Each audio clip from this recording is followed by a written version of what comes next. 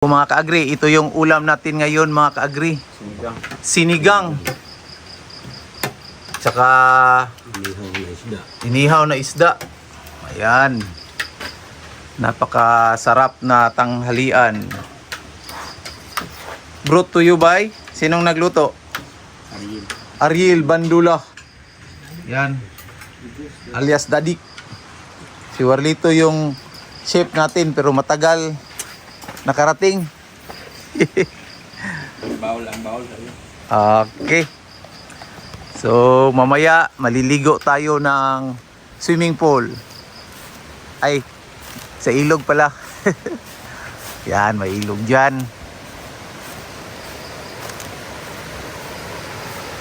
Ayan.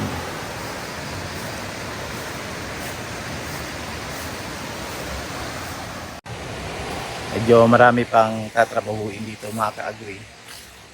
Kasi medyo napabayaan talaga itong lugar dito. Kasi na-busy talaga sa mga trabaho doon sa Digos. So, sinama ko yung mga workforce namin doon. Wala kasi kaming trabaho doon sa facility. So, sinama ko sila.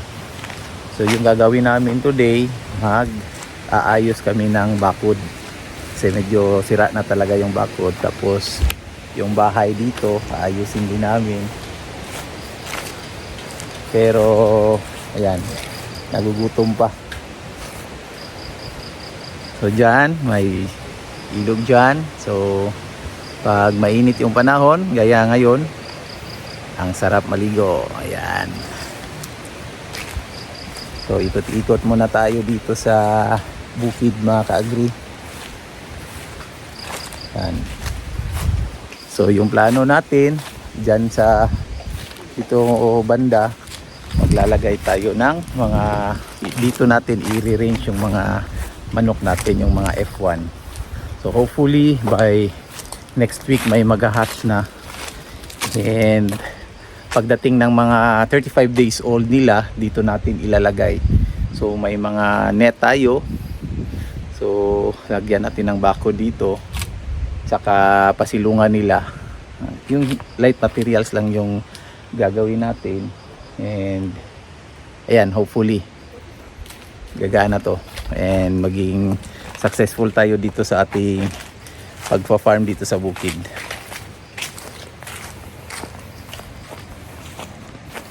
So meron tayong mga fruit trees dito, may rambutan, yan, may lansones.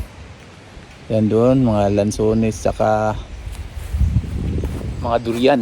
So bali problema talaga namin dito mga ka-agri ngayon, walang stable na source ng tubig.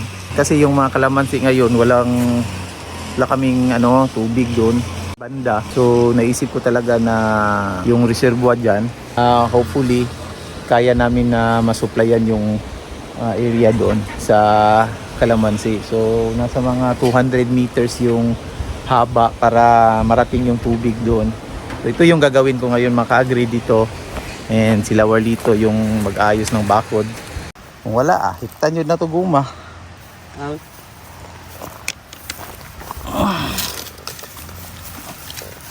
So nanta tayo pantok no, okay ra.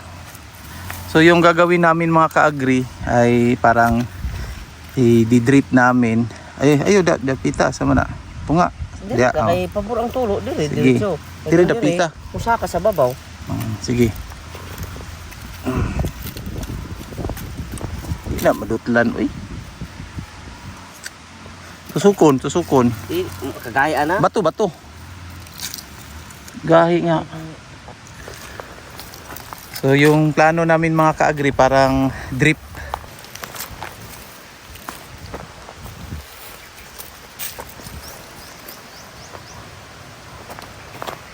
So bubutasan ni Warlito, ayan.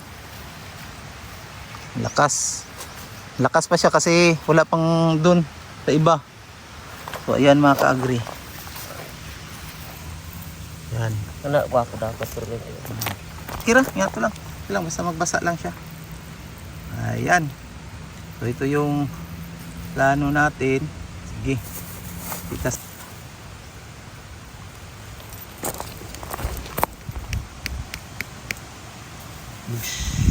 Yan. Ayan. Kulay yun. Lang. So, dito na naman.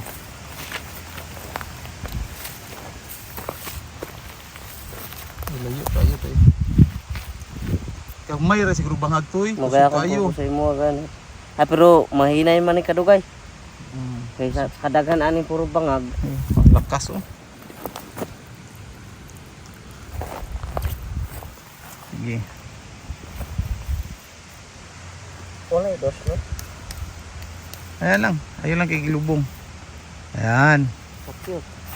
Kina yan, cute. Ay, wala. Tuslo ka. Istingi. Yan. Konting butas pa. Ayan, okay na yan. Ayan, okay. Yan lang. Okay na yan para makaabot tayo dun sa dulo. So, dapat ito, hinay rin ito, gagmay rin ito. Numero 2 unta to nga lansang or uno tong gagmay pino. So basi na ay uno dito to eh. So ito yung power bank na gagamitin namin dito mga ka-agri.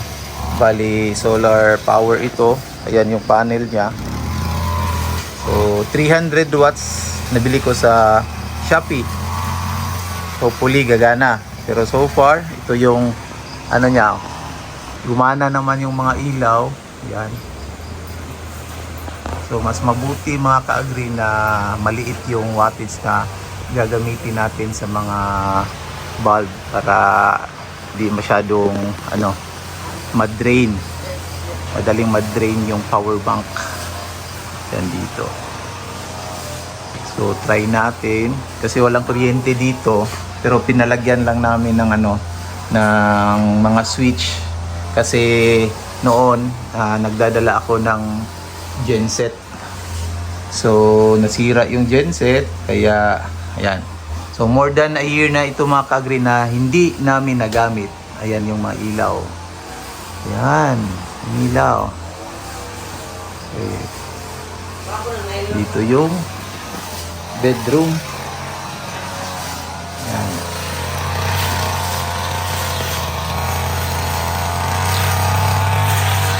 Bali sobra isang taon hindi namin ito walang tutulog dito mga ka-agri. Tapos bihira lang namin mapuntahan dito. So ang sarap gawing bahay bakasyonan. And malapit na din mag Semana Santa. So lilinisin natin tong paligid dito. Ayan. So itatry natin. Papanda rin yung ilaw kung ilang oras siya bago mag-drain itong power bank. Ayan. So mamaya katatapos lang namin kumain. So mamaya trabaho na naman kami. Ayun si Dadik.